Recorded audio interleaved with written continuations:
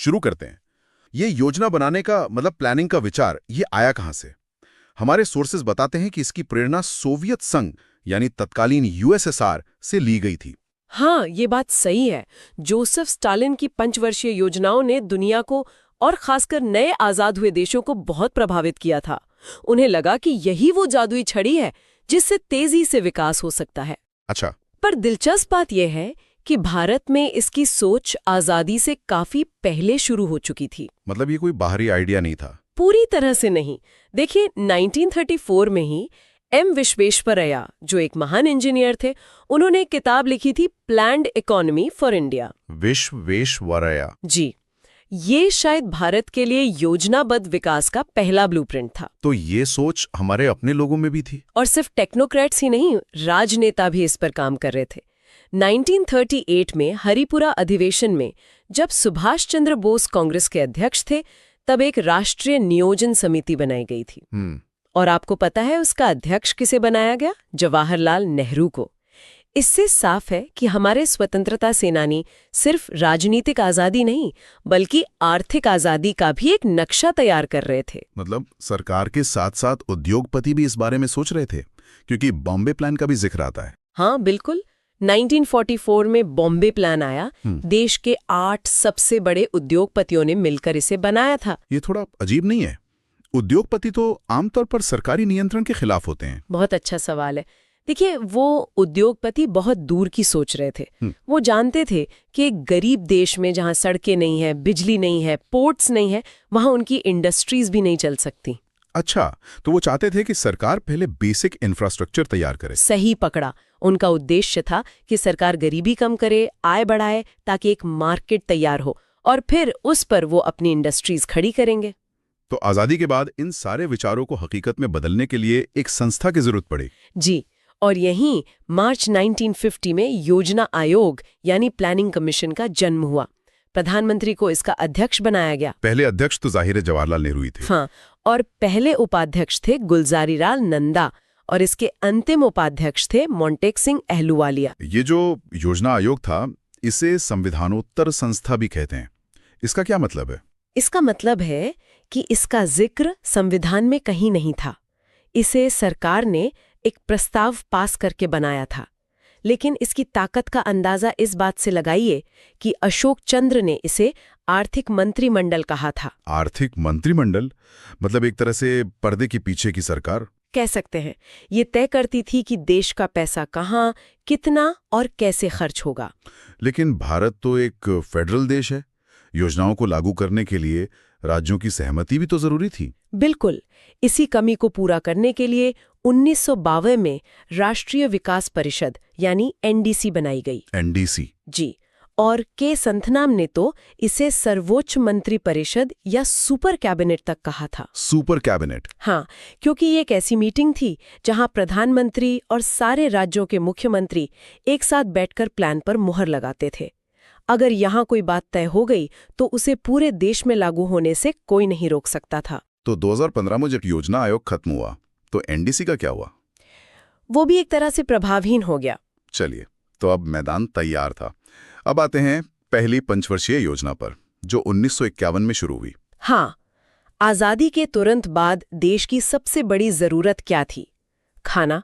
देश ने बंटवारे का दर्द झेला था, शरणार्थी थे, अनाज की भारी कमी थी। तो पहली प्राथमिकता लोगों का पेट भरना थी। जाहिर है, इसीलिए ये योजना हेराल्ड डॉमर मॉडल पर आधारित थी। हेराल्ड डॉमर मॉडल, ये क्या था? इसका सीधा सा मतलब था कि किसी देश का विकास इस बात पर निर्भर करता है कि वो अपनी कमाई का कितना हिस्सा बचाता है और उसे वापस इन्वेस्ट करता है। तो पहली योजना का सारा फोकस कृषि, सिंचाई और बिजली पर था। और ये योजना तो उम्मीद से ज्यादा सफल रही। हाँ, लक्ष्य से अधिक प्राप्ति हुई, राष्ट्रीय आय बढ़ी और खाद्यान्न उत्पादन में भी काफी सुधार हुआ। और इसी योजना से कुछ बड़े नाम जुड़े हैं जो आज भी हम देखते हैं। बिल्कुल। भाखड़ा नांगल, दामोदर घाटी परियोजना, ये सब इसी दौरान शुरू हुई। साथ ही 2 अक्टूबर 1952 को सामुदायिक विकास कार्यक्रम शुरू हुआ। और यूजीसी की स्थापना? वो भी 1953 में हुई। और 1955 में इंपीरियल बैंक ऑफ इंडिया का नाम बदलकर स्टेट बैंक ऑफ इंडिया यानी SBI कर दिया गया। तो पहली योजना ने कृषि की नींव मजबूत कर दी। अब बारी थी दूसरी छलांग की, दूसरी पंचवर्षीय योजना 1956 से 1961। हाँ, यहाँ से फोकस पूरी तरह बदल गया। अब कृषि से ध्यान हटाकर भारी उद्योगों पर लगाया गया। इसे भारत के औद्योगिकरण का ब्लूप्रिंट भी कहा जाता है। और इसके पीछे दिमाग था PC महालनोबिस का। जी, महालानोबिस। उनका मॉडल क्रांतिकारी था। उन्होंने कहा कि अगर भारत को सच में आत्मनिर्भर बनना है तो हमें ऐसी फैक्ट्रियां लगानी होंगी जो दूसरी फैक्ट्रियों को बनाने वाली मशीनें बना सकें। मतलब उत्पादन के साधनों पर कंट्रोल। ये एक बहुत बड़ा दांव था। बहुत बड़ा। और इसी सोच के तहत भारत के औद्योगिक ढांचे की नींव रखी गई। 3 बड़े स्टील प्लांट लगाए गए। हाँ, ये परीक्षाओं में बहुत पूछा जाता है। पहला भिलाई, जो छत्तीसगढ़ में है, सोवियत संघ के सहयोग से बना। दूसरा दुर्गापुर, पश्चिम बंगाल में, वो ब्रिटेन के सहयोग से। और तीसरा राउरकेला, ओडिशा में, पश्चिमी जर्मनी की मदद से। और भी कुछ महत्वपूर्ण संस्थाएं इसी दौरान बनी है ना? जी, 1 सितंबर 1956 को LIC की स्थापना हुई। खादी विलेज इंडस्ट्रीज कमीशन यानी KVIC भी 1956 में बना। और इसी योजना में भारत ने आधिकारिक तौर पर मिश्रित अर्थव्यवस्था को अपनाया। तो 2 सफल योजनाओं के बाद अब आती है तीसरी पंचवर्षीय योजना 1961 से 1966 तक। क्या ये भी उतनी सफल रही? ये एक बड़ा सवाल है। इस योजना का उद्देश्य बहुत बड़ा था। अर्थव्यवस्था को आत्मनिर्भर बनाना। कृषि और उद्योग दोनों को प्राथमिकता दी गई। इसे गाडगिल योजना भी कहते हैं ना? हाँ, क्योंकि ये जॉन सैंडी और सुखमय चक्रवर्ती के मॉडल पर आधारित थी। लेकिन यह योजना भारत की सबसे विफल योजनाओं में से एक मानी जाती है। सबसे विफल? ऐसा क्या हुआ? एक नहीं बल्कि तीन आपदाएं एक साथ आ गईं। पहला 1962 का भारत चीन युद्ध, दूसरा 1965 का भारत पाकिस्तान युद्ध और तीसरा 1965-66 का गंभीर सूखा और कृषि संकट। मतलब एक के बाद एक झटके लगते रहे। बिल्कुल। इन कारणों से योजना की प्राथमिकता को विकास से बदलकर प्रतिरक्षा यानी डिफेंस पर केंद्रित करना पड़ा। पूरी योजना पटरी से उतर गई। लेकिन इस मुश्किल दौर में भी भविष्य के लिए कुछ नींव रखी गई। हाँ, इनकम टैक्स एक्ट 1961 लागू हुआ और 1 जुलाई 1964 को IDBI बैंक की स्थापना हुई। और सबसे महत्वपूर्ण हरित क्रांति की नींव भी इसी संकट के समय पड़ी। इस विफलता का सीधा परिणाम था योजना अवकाश। जी, प्लान हॉलिडे 1966 से 1969 तक सरकार ने पंचवर्षीय योजनाओं को रोककर 3 साल तक वार्षिक योजनाएं चलाई। और फोकस क्या था इन वार्षिक योजनाओं का? बस किसी तरह अर्थव्यवस्था को स्थिर करना और कृषि में सुधार लाना। और इसी योजना अवकाश के दौरान भारत के कृषि क्षेत्र में एक क्रांति आई। बिल्कुल, हरित क्रांति यानी ग्रीन रेवोल्यूशन की शुरुआत हुई। इसका नतीजा ये हुआ कि खाद्यान्न उत्पादन खासकर गेहूं में एक उल्लेखनीय वृद्धि हुई। और इसके पीछे के 2 नाम अक्सर परीक्षाओं में पूछे जाते हैं। हाँ, भारत में हरित क्रांति के जनक थे डॉक्टर MS स्वामीनाथन। और विश्व में थे डॉक्टर नॉर्मन E बोरलॉग, जिन्हें इसी काम के लिए 1970 में नोबेल शांति पुरस्कार भी मिला था। तो इस सब का क्या मतलब है? आज हमने देखा कि कैसे भारत ने सोवियत संघ से प्रेरणा लेकर आर्थिक नियोजन की शुरुआत की। पहली योजना ने कृषि पर ध्यान केंद्रित किया तो दूसरी ने भारी उद्योगों की नींव रखी। लेकिन तीसरी योजना ने हमें सिखाया कि बाहरी संकट और प्राकृतिक आपदाएं सबसे अच्छी योजनाओं को भी पटरी से उतार सकती हैं। पर उसी संकट से हरित क्रांति जैसी एक नई दिशा का जन्म हुआ। चौथी पंचवर्षीय योजना से, जो 1969 से 74 तक चली। कहा जाता है कि इसका मॉडल अशोक रुद्र और LA माने की समिति पर आधारित था और इसका लक्ष्य था स्थिरता के साथ विकास और आत्मनिर्भरता। सुनने में तो ये पिछले प्लान्स जैसा ही लगता है, तो इसमें नया क्या था? सतह पे वैसा ही लगता है, लेकिन इसके अंदर बहुत कुछ नया हो रहा था। सबसे बड़ा और शायद सबसे विवादास्पद कदम 19 जुलाई 1969 को उठाया गया। 14 प्रमुख भारतीय बैंकों का राष्ट्रीयकरण। हाँ बिल्कुल। हाँ, ये तो इतिहास की किताबों में एक बड़ी घटना के तौर पर पढ़ाया जाता है, लेकिन इसका असल मतलब क्या था? एक आम नागरिक के लिए इसका क्या असर हुआ? जरा सोचिए, एक ही फैसले से सरकार देश के 85% बैंकिंग डिपॉजिट्स की मालिक बन गई। 85%? हाँ, इसका मतलब था कि अब सरकार तय कर सकती थी कि लोन किसे मिलेगा, क्या वो किसानों को जाएगा, छोटे उद्योगों को या फिर बड़े कॉरपोरेट्स को? ये एक झटके में पूरी अर्थव्यवस्था का कंट्रोल सरकार के हाथों में देने जैसा था। और इसका मकसद क्या था? मकसद था बैंकिंग को अमीरों के शहरों से निकालकर गांव के गरीबों तक पहुंचाना। और इसी दौरान इंदिरा गांधी का मशहूर नारा गरीबी हटाओ भी आया था, है ना? हाँ, क्या इसका बैंकों के राष्ट्रीयकरण से कोई संबंध था? बिल्कुल सीधा संबंध था। गरीबी हटाओ एक शक्तिशाली राजनीतिक नारा था और बैंकों का राष्ट्रीयकरण उस नारे को जमीनी हकीकत में बदलने का एक टूल था। हालांकि नारा इस चौथी योजना में दिया गया, लेकिन इसका असली फोकस हमें 5वीं योजना में देखने को मिलता है। अच्छा। इस योजना में न्याय के साथ विकास यानी ग्रोथ विद जस्टिस की सोच पर भी बहुत जोर था। मतलब विकास ऐसा हो जिसका फायदा समाज के आखिरी आदमी तक पहुंचे। लेकिन ये दौर भारत के लिए आसान नहीं था। 1971 में बांग्लादेश का संकट और पाकिस्तान के साथ युद्ध भी तो हुआ था। हाँ, वो भी था। इसका योजनाओं पर क्या असर पड़ा? बहुत गहरा असर पड़ा। अचानक देश का सारा ध्यान और संसाधन सुरक्षा और रक्षा पर चला गया। विकास के लिए रखा गया पैसा युद्ध में लगाना पड़ा। इसी वजह से चौथी योजना अपने विकास दर के लक्ष्य को हासिल नहीं कर पाई। समझ गई। तो इसके बाद आई 5वीं पंचवर्षीय योजना, जो 1974 से 79 के लिए थी। यहाँ गरीबी हटाओ सिर्फ नारा नहीं, बल्कि योजना का मुख्य लक्ष्य बन गया। हाँ, डीपी धर मॉडल पर आधारित इस योजना का पूरा केंद्र बिंदु ही गरीबी उन्मूलन और आत्मनिर्भरता था। इसी दौरान 1975 में 20 सूत्री कार्यक्रम शुरू किया गया, जो सीधे गरीबी से जुड़ी समस्याओं को हल करने के लिए था। और एक और बड़ा काम हुआ था शायद। हाँ, एक और बहुत बड़ा काम हुआ। 1975 में क्षेत्रीय ग्रामीण बैंकों यानी रीजनल रूरल बैंक्स की स्थापना। उत्तर प्रदेश का प्रथमा बैंक देश का पहला ऐसा बैंक था। लेकिन इस योजना के साथ एक राजनीतिक मोड़ भी जुड़ा है। इसे अपने समय से पहले ही खत्म कर दिया गया था। क्यों? सही कहा। देश में इमरजेंसी लगी और उसके बाद 1977 में सत्ता बदल गई। जनता पार्टी की सरकार आई और उन्होंने इस योजना को 1978 में यानी 1 साल पहले ही खत्म कर दिया। ओह। और यहीं से भारतीय योजना के इतिहास में एक नया प्रयोग शुरू हुआ। तो यहाँ एक दिलचस्प मोड़ आता है।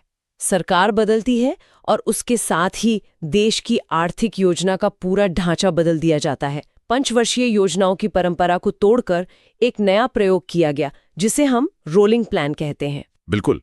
जनता पार्टी सरकार ने 1978 में अनवरत योजना या रोलिंग प्लान शुरू किया। इसकी सोच गुलनार गोडल की किताब एशियन ड्रामा से ली गई थी। Asian drama, okay. हाँ, ये एक बहुत ही अलग दृष्टिकोण था और इस रोलिंग प्लान के कॉन्सेप्ट को भारत में लाने का जिम्मा एक जाने माने अर्थशास्त्री डीटी लकड़वाला पर था। अच्छा, डीटी लकड़वाला, ये नाम याद रखने वाला है। हाँ बिल्कुल, उनका काम था इस विदेशी आइडिया को भारत की जमीनी हकीकत के हिसाब से ढालना। तो ये रोलिंग प्लान आखिर था क्या? पंचवर्षीय योजना से ये कितना अलग था? इसे ऐसे समझिए कि पंचवर्षीय योजना एक तरह से 5 साल का फिक्स्ड मेन्यू है। आपने एक बार तय कर लिया तो वही चलेगा। जबकि रोलिंग प्लान एक बुफे की तरह है। इसमें आप हर साल देखते हैं कि क्या अच्छा काम कर रहा है और क्या नहीं, और उसी हिसाब से अगले साल के लिए मेन्यू बदल देते हैं। मतलब हर साल योजना का मूल्यांकन और फिर अगले साल के लिए एक नई योजना। एग्जैक्टली, ये ज्यादा लचीला सिस्टम था। सुनने में तो ये काफी अच्छा लग रहा है। तो फिर ये लंबा क्यों नहीं चला? क्योंकि 1980 में फिर से राजनीतिक बदलाव हुआ। अच्छा, फिर से सरकार बदल गई। हाँ, कांग्रेस सरकार सत्ता में वापस आई और उन्होंने इस प्रयोग को खत्म कर दिया। ये सिर्फ 2 साल 1978 से 80 तक ही चला। इसके बाद भारत वापस अपने पारंपरिक पंचवर्षीय योजना के मॉडल पर लौट आया। और वापसी हुई छठी पंचवर्षीय योजना के साथ 1980 से 85 तक। क्या यहाँ पर चीजें वापस पुरानी पटरी पर आ गईं? हाँ भी और नहीं भी। मतलब गरीबी हटाओ का नारा और गरीबी उन्मूलन का लक्ष्य तो वापस आ गया, लेकिन इस योजना में एक नया और बहुत महत्वपूर्ण शब्द पहली बार इस्तेमाल हुआ, औद्योगिक आधार का आधुनिकीकरण। औद्योगिक आधार का आधुनिकीकरण? जी। इसका क्या मतलब था? अब तक तो हम नए उद्योग लगाने पर ही जोर दे रहे थे। इसका मतलब था कि अब सिर्फ नए कारखाने लगाना काफी नहीं है, बल्कि हमारे जो पुराने सरकारी कारखाने हैं उनमें नई टेक्नोलॉजी लानी होगी, उन्हें और कुशल बनाना होगा। ये एक बड़ा वैचारिक बदलाव था। कई विशेषज्ञ इस योजना को नेहरूवादी समाजवाद का अंत के रूप में भी देखते हैं। ये एक बहुत बड़ा बयान है, नेहरूवादी समाजवाद का अंत। ऐसा क्यों कहा जाता है? क्योंकि नेहरू के मॉडल में अर्थव्यवस्था का इंजन सार्वजनिक क्षेत्र यानी सरकारी कंपनियां थी। राइट। यहां से धीरे धीरे ये सोच बदलने लगी कि शायद निजी क्षेत्र की भी अर्थव्यवस्था में एक बड़ी भूमिका हो सकती है। इसी योजना के दौरान कई महत्वपूर्ण संस्थाओं की नींव भी रखी गई। जैसे 12 जुलाई 1982 को शिवरामन समिति की सिफारिश पर नाबार्ड की स्थापना हुई। नाबार्ड, जो आज भी खेती और ग्रामीण विकास के लिए सबसे बड़ी संस्था है। हाँ, वही। और इसी साल एग्जिम बैंक यानी एक्सपोर्ट इंपोर्ट बैंक भी बना। तो एक तरफ तो नेहरूवादी समाजवाद की अंत की बात हो रही थी, लेकिन दूसरी तरफ नाबार्ड और एग्जिम बैंक जैसी बड़ी सरकारी संस्थाएं भी बन रही थी। क्या ये एक तरह का विरोधाभास नहीं है? ये बहुत अच्छा सवाल है। ये विरोधाभास नहीं, बल्कि एक संक्रमण काल था। सरकार अभी भी अर्थव्यवस्था में अपनी भूमिका को महत्वपूर्ण मानती थी, खासकर कृषि जैसे क्षेत्रों में। अच्छा। लेकिन साथ ही आधुनिकीकरण और दक्षता पर जोर देके वो भविष्य के आर्थिक सुधारों के लिए जमीन तैयार कर रही थी। इसके बाद जो दौर आया वो और भी दिलचस्प था। 7वीं पंचवर्षीय योजना 1985 से 90 तक। इसका लक्ष्य था भोजन, कार्य और उत्पादकता। ये सुनने में बहुत व्यवहारिक लगता है। व्यवहारिक तो था ही, लेकिन इसके पीछे एक बहुत बड़ा वैचारिक भूचाल छिपा था। इस योजना में पहली बार निजी क्षेत्र को सार्वजनिक क्षेत्र की तुलना में ज्यादा प्राथमिकता दी गई। क्या मतलब अब तक जो सरकारी कंपनियां हीरो थीं, अब उनकी जगह प्राइवेट कंपनियों को दी जा रही थी? बिल्कुल। इसे ऐसे समझिए कि अब तक सरकार ही गाड़ी चला रही थी और तय कर रही थी कि गाड़ी कहां जाएगी। 7वीं योजना में पहली बार सरकार ने कहा, ठीक है प्राइवेट सेक्टर, अब आप भी स्टीयरिंग व्हील पर हाथ रख सकते हैं। तो ये 1991 के बड़े सुधारों की नींव थी एक तरह से। एग्जैक्टली। अब यह माना जाने लगा था कि देश की तरक्की सिर्फ सरकार के भरोसे नहीं हो सकती। और इस दौरान कौन से बड़े काम हुए? 1989 में जवाहर रोजगार योजना शुरू हुई, जिसका मकसद गांव में रोजगार पैदा करना था। और एक बहुत बड़ी संस्था का जन्म हुआ। 12 अप्रैल 1988 को सेबी की स्थापना हुई। सेबी? हाँ, हालांकि उस समय इसके पास ज्यादा शक्तियां नहीं थीं, वो बाद में मिली। और छोटे उद्योगों की मदद के लिए 1990 में सिडबी बैंक भी बनाया गया। लेकिन 7वीं योजना के बाद कहानी में फिर एक ब्रेक आता है। 1990 से 92 के बीच फिर से कोई पंचवर्षीय योजना नहीं थी, सिर्फ वार्षिक योजनाएं थीं। इस बार वजह क्या थी? इस बार वजह बहुत गंभीर थी। एक तो देश में राजनीतिक अस्थिरता का माहौल था, सरकारें जल्दी जल्दी बदल रही थीं। दूसरा, 7वीं योजना भी अपने लक्ष्य हासिल नहीं कर पाई थी। लेकिन सबसे बड़ी वजह थी भुगतान संतुलन का गंभीर संकट। भुगतान संतुलन का संकट, इसे आसान भाषा में समझाएंगे? आसान भाषा में इसका मतलब है कि भारत दिवालिया होने की कगार पर था। क्या बात कर रहे हैं? हाँ, हमारे पास विदेशों से सामान खरीदने के लिए खासकर पेट्रोल, डीजल, डॉलर खत्म हो गए थे। हमारा विदेशी मुद्रा भंडार इतना कम हो गया था कि वो सिर्फ कुछ हफ्तों के आयात के लिए ही काफी था। मतलब हमारे पास आयात करने के लिए डॉलर ही नहीं बचे थे। ये सुनना ही चौंकाने वाला है। स्थिति इतनी खराब थी कि भारत को अपना सोना गिरवी रखकर लोन लेना पड़ा। और इसी संकट की आग से भारतीय अर्थव्यवस्था का एक नया जन्म हुआ। एकदम सही।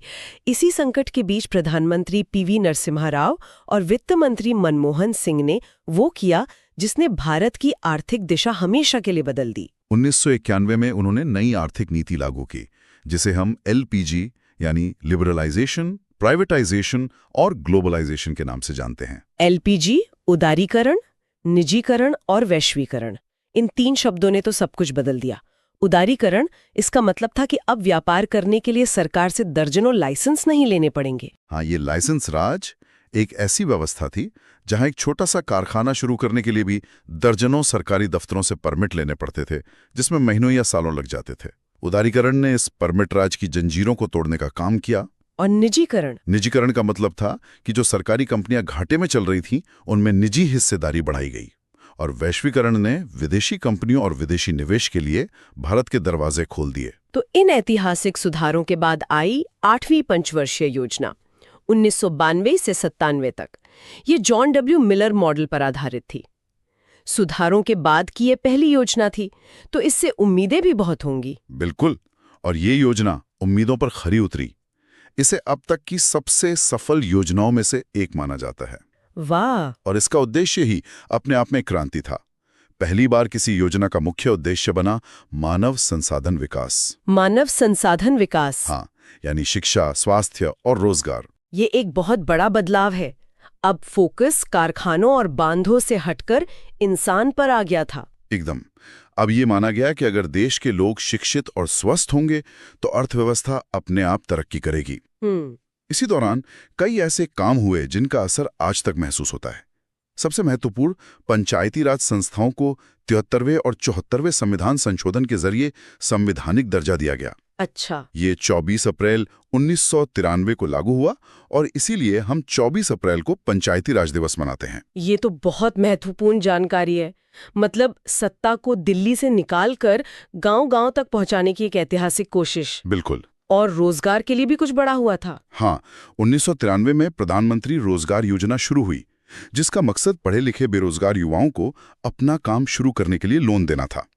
और वैश्विक स्तर पर भारत 1 जनवरी 1995 को विश्व व्यापार संगठन यानी WTO का सदस्य बना। मतलब भारत अब ग्लोबल ट्रेड के बड़े खेल में आधिकारिक तौर पे शामिल हो गया था। हाँ, और जैसा हमने पहले बात की थी, सेबी को भी इसी योजना के दौरान वैधानिक दर्जा मिला, जिससे शेयर बाजार में निवेशकों का भरोसा कई गुना बढ़ गया। तो इन योजनाओं के सफर को देखें तो एक साफ तस्वीर उभरती है। एक नियंत्रित अर्थव्यवस्था से शुरू होकर गरीबी से लड़ते हुए, राजनीतिक अस्थिरता से गुजरते हुए और अंत में एक बड़े संकट के बाद दुनिया के लिए अपने दरवाजे खोलने तक का सफर। बिल्कुल। चलिए सीधे 9वीं पंचवर्षीय योजना से शुरू करते हैं। ये 1997 में शुरू हुई और इसका मुख्य उद्देश्य था सामाजिक न्याय और समानता के साथ विकास। ये सुनने में बहुत आदर्शवादी लगता है, खासकर उदारीकरण के उस दौर में। आदर्शवादी था और इसे हकीकत में बदलना, कह सकते हैं, बहुत ही चुनौतीपूर्ण भी था। अच्छा। सोचिए, योजना शुरू होते ही 1997 में एशियाई वित्तीय संकट आ गया। ओह हाँ। भले ही भारत की अर्थव्यवस्था उस समय उतनी खुली नहीं थी, लेकिन इस संकट से विदेशी निवेश में कमी आई और हमारे निर्यात पर भी असर पड़ा। तो इसका मतलब था कि योजना के लिए जो संसाधन जुटाने का अनुमान था वो पूरा नहीं हो सका। ये एक बहुत बड़ा झटका था, बिल्कुल शुरुआत में ही। और मुसीबतें यहीं खत्म नहीं हुई। 1998 में पोखरण 2 परमाणु परीक्षण हुए। जी, जिसके बाद भारत पर कई तरह के आर्थिक प्रतिबंध लगे। और फिर 1999 में कारगिल युद्ध। मतलब एक के बाद एक 3 बड़े संकट। बिल्कुल। इन सब के बीच विकास की गति बनाए रखना तो लगभग नामुमकिन सा लगता है। इसीलिए 9वीं योजना को अक्सर ट्रायल बाय फायर कहा जाता है। ये योजना भारत की आज़ादी के 50 साल पूरे होने पर शुरू हुई थी। और उस समय प्रधानमंत्री अटल बिहारी वाजपेयी थे। जी, इन सभी भारी और भीतरी दबावों के बीच इस योजना का फोकस बड़े बड़े लक्ष्यों से ज्यादा, मतलब जीवन की गुणवत्ता सुधारने, गरीबी कम करने और बुनियादी सेवाओं को मजबूत करने पर था। तो ये एक तरह से संकट के समय में जहाज को संभाले रखने जैसा था। हाँ, बिल्कुल सही कहा आपने। तो 9वीं योजना बाहरी संकटों से जूझते हुए निकली। क्या 10वीं योजना जो 2002 से 2007 तक चली, उसमें हालात कुछ सुधरे? क्या सरकार कुछ बड़े और महत्वाकांक्षी लक्ष्य रख सकी? हाँ, हालात सुधरे थे और आत्मविश्वास भी बढ़ा था। 10वीं योजना ने एक बहुत ही साहसिक लक्ष्य रखा। क्या था वो? अगले 10 सालों में भारत की प्रति व्यक्ति आय को दुगना करना। दुगना करना, ये तो बहुत बड़ा लक्ष्य है। ये सिर्फ एक नारा नहीं था। इसकी सबसे खास बात ये थी कि पहली बार विकास को नापने के लिए कुछ ठोस, मतलब मात्रात्मक लक्ष्य तय किए गए। मात्रात्मक लक्ष्य मतलब सिर्फ ये नहीं कहा कि गरीबी कम करेंगे, बल्कि ये बताया कि कितनी कम करेंगे। एग्जैक्टली। जैसे गरीबी अनुपात को 5% तक कम करना, साक्षरता दर को 75% तक पहुंचाना और ये सुनिश्चित करना कि 2007 तक सभी बच्चे अपनी 5 साल की स्कूली शिक्षा पूरी कर लें। अच्छा, तो इससे योजनाओं की सफलता और असफलता को आंकना आसान हो गया। बिल्कुल, अब सरकार की जवाबदेही बढ़ गई थी। और इसी दौर में एक बहुत बड़ी स्वास्थ्य योजना भी शुरू हुई थी, राष्ट्रीय ग्रामीण स्वास्थ्य मिशन 2005 में। जी, ये आज भी ग्रामीण स्वास्थ्य की रीढ़ मानी जाती है। सही पकड़ा आपने। ये इस बात का सबूत था कि विकास का मतलब सिर्फ आर्थिक आंकड़े नहीं है। अगर लोग स्वस्थ नहीं हैं तो विकास अधूरा है। सही बात है। 10वीं योजना ने सोच को मजबूती दी और इसी सोच को 11वीं योजना में एक नया नाम और एक नई ऊर्जा मिली। 11वीं योजना 2007 से 2012। इसकी रूपरेखा श्री रंगराजन ने तैयार की थी और इसका नारा था तेज और अधिक समावेशी विकास। समावेशी। यह समावेशी शब्द सुनने में तो बहुत अच्छा लगता है, लेकिन क्या जमीन पर इसका कोई ठोस मतलब था?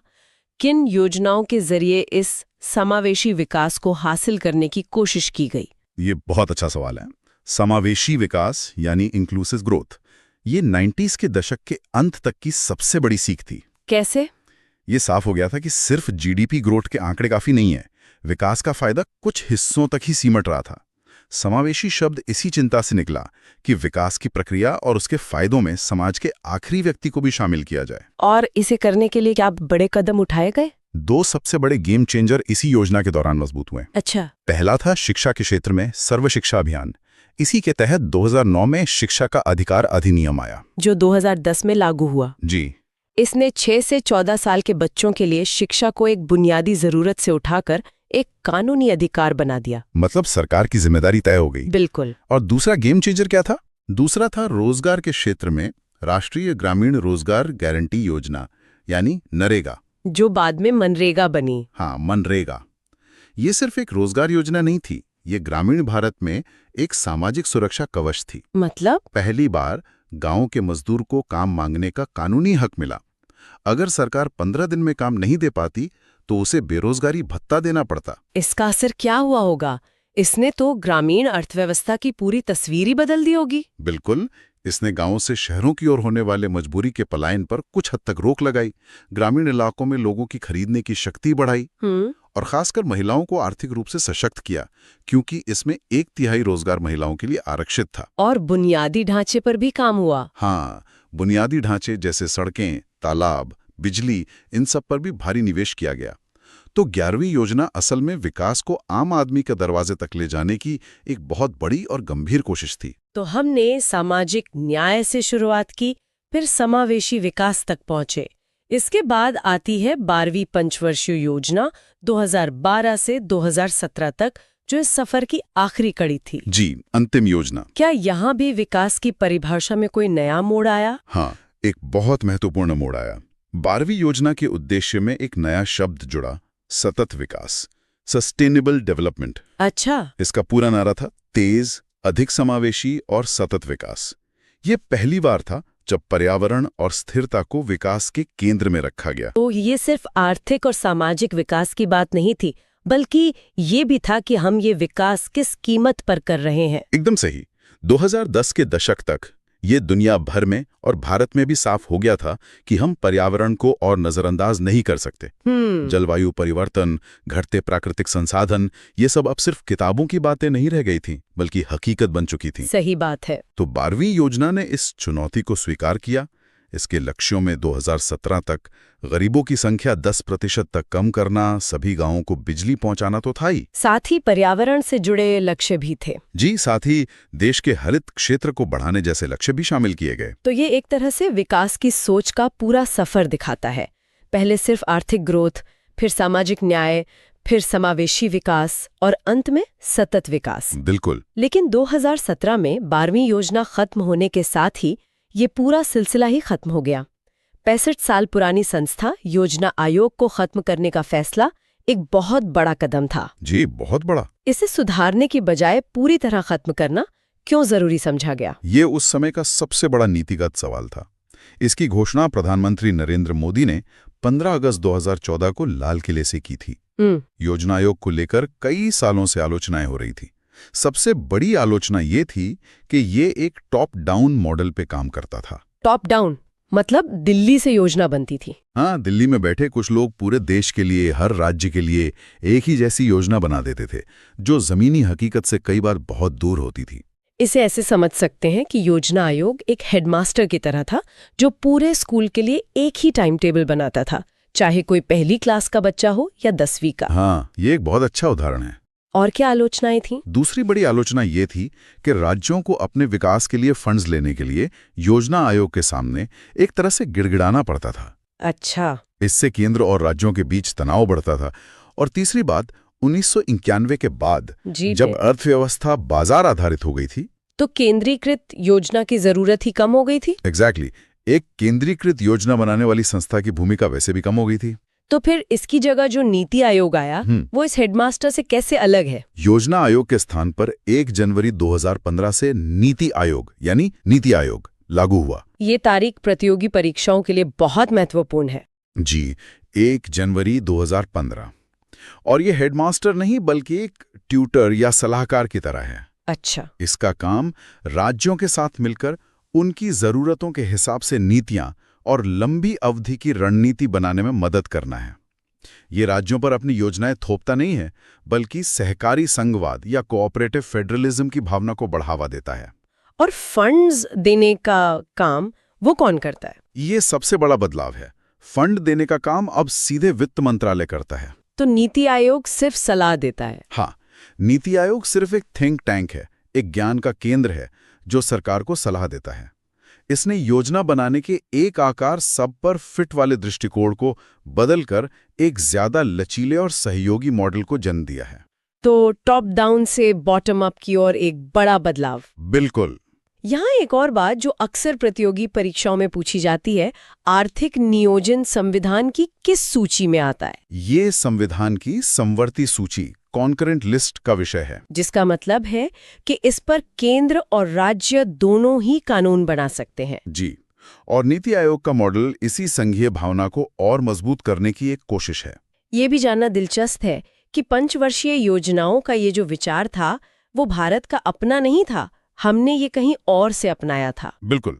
विश्व में पहली पंचवर्षीय योजना 1928 से 1932 तक सोवियत संघ में जोसेफ स्टालिन द्वारा लागू की गई थी। अच्छा, सोवियत संघ से? हाँ, उस दौर में जब दुनिया महामंदी से जूझ रही थी, ये क्रांतिकारी विचार था कि राज्य अर्थव्यवस्था की दिशा तय कर सकता है। आजादी के बाद भारत के सामने गरीबी और पिछड़ेपन की बड़ी चुनौती थी, तो नेहरू जी ने विकास के लिए इसी मॉडल से प्रेरणा ली। तो आज हमने पंचवर्षीय योजनाओं के अंतिम दौर को समझा। सामाजिक न्याय से शुरू हुआ सफर समावेशी विकास की गलियों से गुजरते हुए सतत विकास के पड़ाव तक पहुंचा। जी। और फिर हमने देखा कि कैसे समय के साथ पुरानी संस्थाएं अप्रासंगिक हो जाती हैं और उनकी जगह नई सोच और नई संस्थाएं लेती हैं, जैसे योजना आयोग की जगह नीति आयोग का आना। भारत के आर्थिक नियोजन का ये पूरा सफर एक केंद्रीकृत और नियंत्रित अर्थव्यवस्था से एक सलाहकार और बाजार उन्मुख व्यवस्था की ओर एक बड़े बदलाव की कहानी है। ये वाकई एक युग का अंत और दूसरे की शुरुआत थी। ये दिखाता है कि कैसे एक देश समय के साथ अपनी नीतियों को अपनी जरूरतों के हिसाब से बदलता है। यहाँ सोचने के लिए एक विचार ये है कि योजना बनाने की प्रक्रिया में इस संस्थानगत बदलाव का, योजना आयोग से नीति आयोग तक का सफर भारत के वास्तविक विकास परिणामों पर क्या